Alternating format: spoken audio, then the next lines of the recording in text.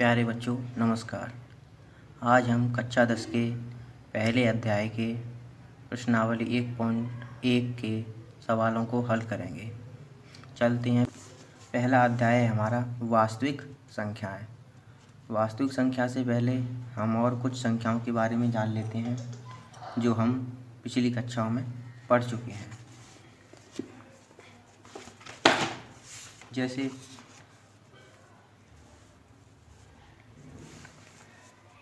Number 1 प्राकृत संख्याएं।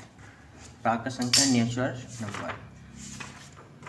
प्राकृत संख्या वे संख्याएं होती हैं जिन्हें हम गिनती की संख्याएं कहते हैं। जैसे 1, 2, 3, 4, 5, 6 ...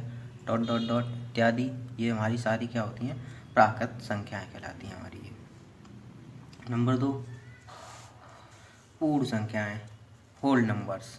पूर्ण संख्याएं वो होती हैं प्राकृत संख्याओं के समूह। प्राकृत संख्याओं के समूह में जीरो और जोड़ दें, पूर्ण संख्याएं बन जाती हैं। जैसे 1, 2, 3, 4, 5। 5 में हम क्या करते हैं? जीरो और जोड़ दें, पूर्ण संख्याएं कहलाती हैं। नंबर 3 पूर्णांक यानी इंटीजर्स। पूर्णांक संख्या क्या होती हैं? पूर्ण संख्याओं के समूह में प्राकृत संख्याओं के ऋणात्मक जोड़ देने से पूर्णांक बन जाती हैं। जैसे पूर्ण संख्याएं 0, 1, 2, 3, 4, 5 और इसमें हम प्राकृत संख्याओं को ऋणात्मक जोड़ दें, -1, -2, -3, -4। इसमें क्या होता है? प्लस वाली संख्याएं 1 से लेके 1, 2, 3, 4, 5 प्लस वाली संख्या धनात्मक पूर्णांक और माइनस वाली संख्याएं ऋणात्मक पूर्णांक। 0 ना तो ऋणात्मक और ना ही धनात्मक होता है। 0 ना ही ऋणात्मक ना ही धनात्मक पूर्णांक है। आगे चलते हैं चौथे पर। परमेय संख्याएं, रेशनल नंबर्स। परमेय संख्याएं क्या होती हैं? जो संख्याएं हम P/Q के रूप में लिख सकें। किसके? P/Q के रूप में लिख सकें जहां Q नॉट इक्वल टू 0, जहाँ पर Q क्या ना हो, 0 के बराबर हो। जहाँ P और Q क्या हो? पूर्णांक हों। पूर्णांक हो सकते हैं वो, कैसे भी हो सकते हैं। जैसे समझने के लिए, उदाहरण के लिए 3/4, 5/7 इत्यादि। नंबर 5 अपरमेय संख्याएं, इन रेशनल नंबर, जो P/Q के रूप में ना लिखी जा सकें, अपरमेय संख्याएं कहलाती हैं। जैसे वर्गमूल 3, वर्गमूल 5 और पाई etc। अब हम कह सकते हैं कि पाई का मान कितना होता है? 22/7। 22/7 क्या होगा? हमारा परमेय संख्या होगा। लेकिन पाई क्या होगा? अपरमेय संख्या, क्योंकि 22/7 का प्रॉपर मान 22/7 को हम तोड़ेंगे तो वो क्या होगा? हमारा टूटेगा नहीं, चलता ही रहेगा वो। तो वो क्या होगा? हमारा पाई अपरमेय संख्या और 22/7 परमेय संख्या कहलाएगी। नंबर 6 जो आपका पहले अध्याय का नाम है वास्तविक संख्या। वास्तविक संख्या क्या होती हैं? Real numbers. वास्तविक संख्या और कुछ नहीं है, परमेय और अपरमेय संख्याओं का समूह। परमेय 3/4 और यहाँ से ले लेते हैं हम वर्गमूल 5। 3/4 और वर्गमूल 5 का समूह क्या कहलाता है? हमारा वास्तविक संख्या कहलाता है। परमेय और अपरमेय संख्याओं का समूह वास्तविक संख्या कहलाता है। आप यहाँ से नोट कर सकते हैं, मैं शुरू से दिखा देता हूँ। नंबर 1 प्राकृत संख्या, गिनती वाली संख्या 1, 2, 3, 4, 5। पूर्ण संख्याएं 0 से लेके प्राकृत संख्या के समूह 0 जोड़ दें, पूर्ण संख्या कहलाती हैं।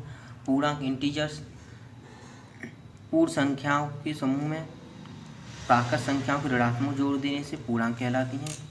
परमेय संख्याएं, रेशनल नंबर, जो P/Q के रूप में लिखी जा सकें, जहाँ Q नॉट इक्वल टू 0 और P और Q क्या हो? पूर्णांक हों। परमेय संख्याएं जो P/Q के रूप में ना लिखी जा सकें, अपरमेय संख्या कहलाती हैं। वर्गमूल 3, वर्गमूल 5 और पाई। वास्तविक संख्या क्या होती हैं? परमेय और अपरमेय संख्याओं का समूह कहलाता है वास्तविक संख्याएं। अब आगे चलते हैं।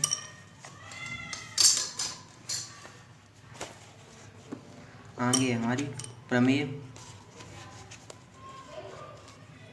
प्रमेय 1.1 यूक्लिड विभाजन प्रमेय का। यूक्लिड विभाजन प्रमेय का आप यहाँ से लिख सकते हैं, दो धनात्मक पूर्णांक ए और बी दिए रहने पर एक ऐसी अद्वितीय पूर्ण संख्या q और r विद्यमान है कि a = bq + r, जहाँ 0 छोटा होगा या बराबर होगा r के, लेकिन r छोटा होगा किससे, b से। ये क्या कहलाती है हमारी यूक्लिड विभाजन प्रमेय का। अब इसको मैं डिफाइन कर देता हूँ कैसे।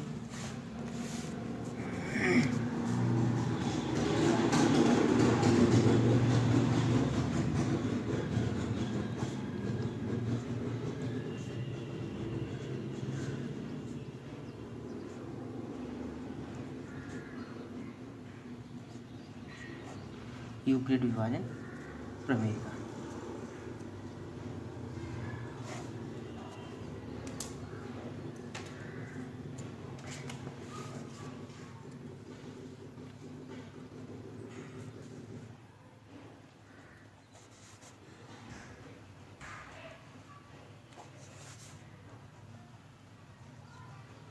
दो धनात्मक पूर्णांक ए और बी दिए रहने पर ऐसी अद्वितीय पूर्ण संख्या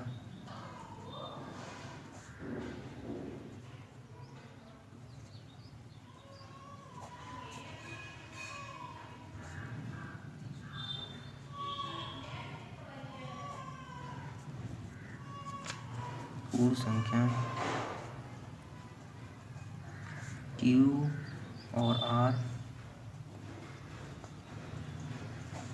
विद्यमान है कि A = BQ + R।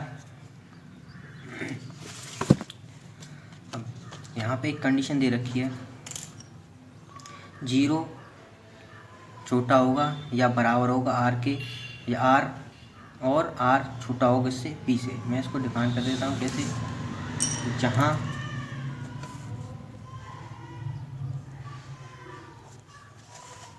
शून्य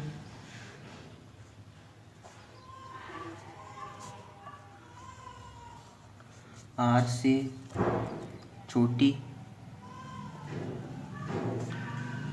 या बराबर है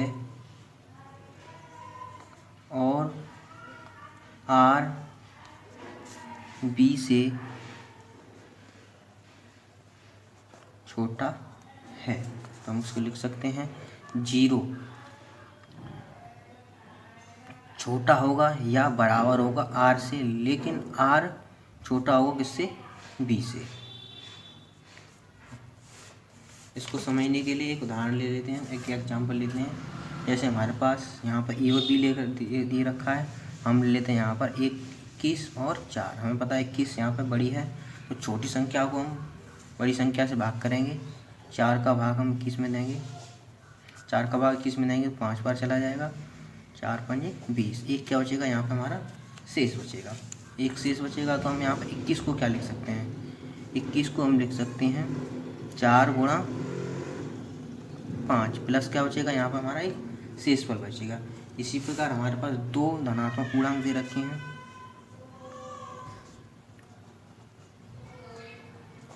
दो धनात्मक पूर्णांक है हमारे पास a और b। हम मान लेते हैं यहाँ पर a क्या यहाँ पे बड़ा है, a बड़ा है, तो हम क्या करेंगे b से इसमें क्या देंगे, भाग देंगे। जिस प्रकार यहाँ पे किया था हमने, 4 का भाग 21 में दिया था, 21 बड़ा था, b से भाग दिया था। इसी प्रकार यहाँ पे a बड़ा है तो छोटे से भाग देंगे किसमें, a में भाग देंगे। तो हम मान लेते हैं ये कितनी बार गया, q बार। और यहाँ पे क्या बचेगा, कितनी बार जाएगा, यहाँ कुछ आएगा, यहाँ पे क्या बचेगा हमारा एक r यानी शेषफल बचेगा। तो हम a को क्या लिख सकते हैं, जिस प्रकार 21 को लिखा था a को भी लिख सकते हैं b × q + r।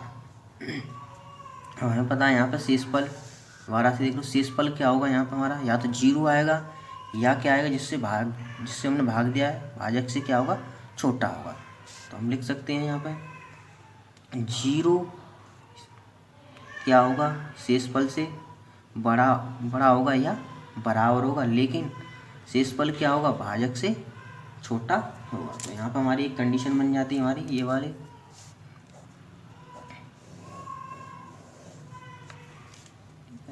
A equal to B Q plus R, जहाँ शेषफल क्या होगा, शेषफल 0 से बराबर होगा या छोटा होगा, लेकिन भाजक से छोटा होगा। ठीक है। अब यहाँ पे आपने पढ़ा था यूक्लिड विभाजन प्रमेय का। प्रमेय का क्या होती है, हम यहाँ से देख सकते हैं प्रमेय का क्या है।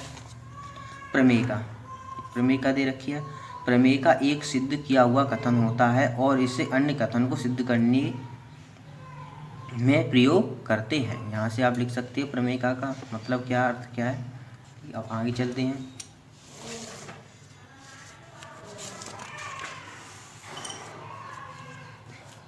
अगली हमारी आती है यूक्लिड विभाजन एल्गोरिथम। एल्गोरिथम के बारे में पढ़ते हैं। एल्गोरिथम क्या होता है हमारा,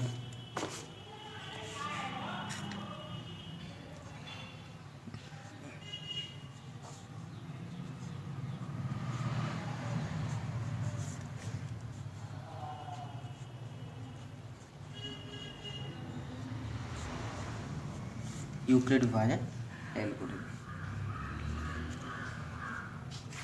अब यूक्लिड विभाजन एल्गोरिथम को समझने के लिए हम समझ सकते हैं कि चार्ट में हम पढ़ चुके हैं। यहाँ पर दो धनात्मक पूर्णांक मान लीजिए सी और डी। यहाँ पर सी क्या है, बड़ा है, का एचसीएफ ज्ञात करने के लिए नीचे दिए हुए चरणों का अनुगमन करते हैं। यहाँ पर हमारे पास 3 चरण दे रखे हैं, 1 2 3। इसी तरह हम कर सकते हैं एचसीएफ, जो कक्षा 8 में, पिछली कक्षाओं में भी पढ़ चुके हैं एचसीएफ कैसे ज्ञात करते हैं। यूक्लिड विभाजन कुछ नहीं, वो स्टेप बाय स्टेप करने का तरीका होता है। समझने के लिए एक उदाहरण लेंगे हम इसका। पहला उदाहरण समझेंगे, मैं इसको डिफाइन कर देता हूँ कैसे कैसे इस चरण बनते हैं हमारे यूक्लिड विभाजन एल्गोरिथम। यहाँ पर यूक्लिड विभाजन एल्गोरिथम कुछ नहीं है, HCF है। HCF इसको हम कहते हैं महत्तम समावर्तक। महत्तम समावर्तक कहते हैं इसको। हमारे पास 2 पूर्णांक दे रखे हैं, C और D। बोला है उसने C क्या है, यहाँ पे हमारा बड़ा है इससे D से, तो हम इसको डिफाइन करते हैं। D का भाग हम किसमें देंगे, C में देंगे। कितनी बार जाएगा, Q बार जाएगा। और यहाँ पे क्या बचेगा हमारा, R शेषफल बचेगा। यहाँ पर जो R शेषफल बचा है, पर क्या करेंगे, ये हमारा पहला स्टेप बन जाएगा। फर्स्ट स्टेप क्या बनेगा, हम C को क्या लिख सकते हैं, हम C को लिख सकते हैं हम DQ plus R, D into Q plus R, पहला स्टेप बन जाएगा। इसी प्रकार अगला स्टेप बनाने के लिए हम क्या करेंगे, इससे भाजक से हमने भाग दिया है, D से भाग दिया था इसमें C में। अब क्या करेंगे, जो शेषफल बचा है उससे ही क्या कर देंगे हम, D में, R का भाग D में देंगे। फिर यह कितनी बार जाएगा, Q1 बार। फिर शेष बचेगा यहाँ पर R1। ये प्रक्रिया जब तक चलती रहेगी जब तक कि शेषफल क्या ना आ जाए, 0। यहाँ पर शेषफल 0 आ जाएगा, वहीं प्रक्रिया ये समाप्त हो जाएगी। इसको समझने के लिए हम उदाहरण नंबर 1 लेते हैं। उदाहरण नंबर 1 दे रखा है 4052 और 12576 का HCF यूक्लिड विभाजन एल्गोरिथम का प्रयोग करके ज्ञात कीजिए।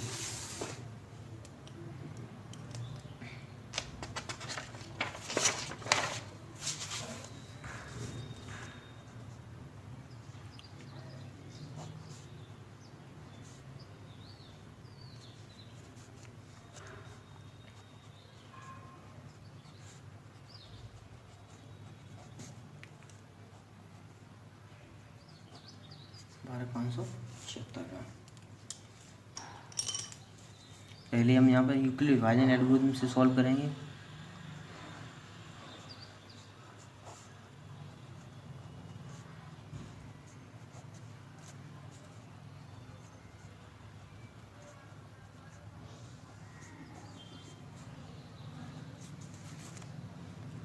हम पहले चेक कर लेते हैं। यहाँ पर 4052 छोटी है किससे, 12,576 से। तो छोटी संख्या से बड़ी संख्या हम भाग देंगे। करना क्या है,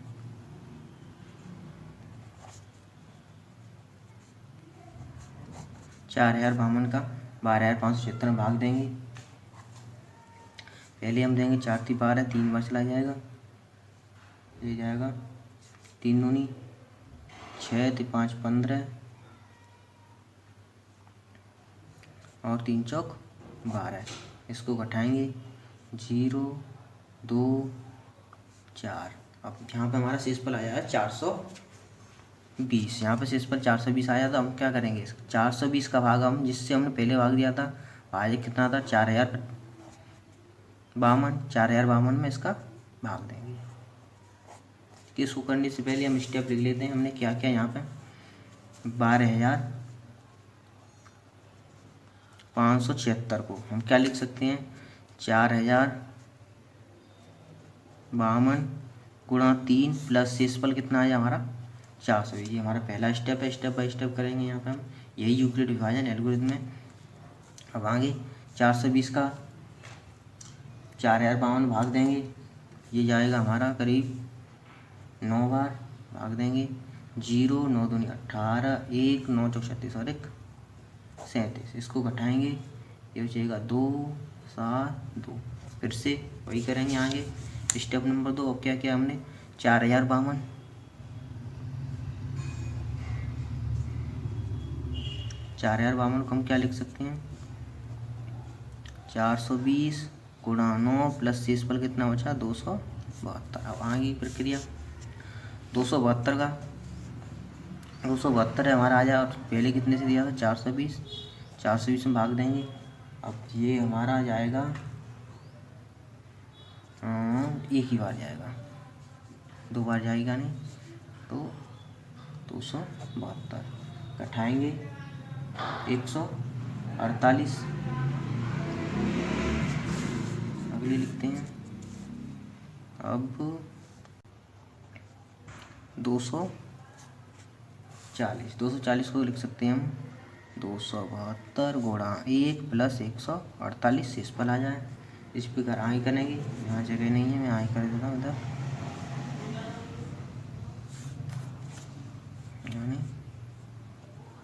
यहाँ जगह नहीं है, मैं इधर कर रहा हूँ। 148 डिवाइड बाई कितने का देंगे 272 भाग देंगे 24 का। यहाँ पर थोड़ा मिसप्रिंट हो गया था, तो यहाँ पे आप देख लेना। 124 का भाग और 24 का भाग 124 में देंगे, तो 5 बार, 5 चौक 20, 5 दूनी 10 और 2 12, 4 शेष बचेगा। तो हम इसको भी लिख सकते हैं 124 को लिखेंगे हम 24 गुणा 5 प्लस शेषफल बचा है हमारा 4। अब 4 का भाग 4 से हम भाग देंगे किसमें 24 में, ये पूरा चला जाएगा 6 बार, शेषफल बच जाएगा हमारा 0। तो हम 24 को क्या लिख सकते हैं, 24 को लिखेंगे हम 4 गुणा 6 प्लस 0। तो हम यहाँ पे देखते हैं आर रिमाइंडर क्या आ गया हमारा यहाँ पे 0। एक लाइन और लिखते रहना साथ में। यहाँ पे हमारा reminder not equal to 0, reminder not equal to 0, यहाँ पे 0 नहीं है। शेषफल हमारा यहाँ भी 0 नहीं आया, शेषफल हमारा यहाँ भी 0 नहीं है, और शेषफल यहाँ भी 0 नहीं है, शेषफल यहाँ भी 0 नहीं है। यहाँ पे हमारा शेषफल क्या आ जाता है 0। तो हम यहाँ पे एक लाइन लिखेंगे, यहाँ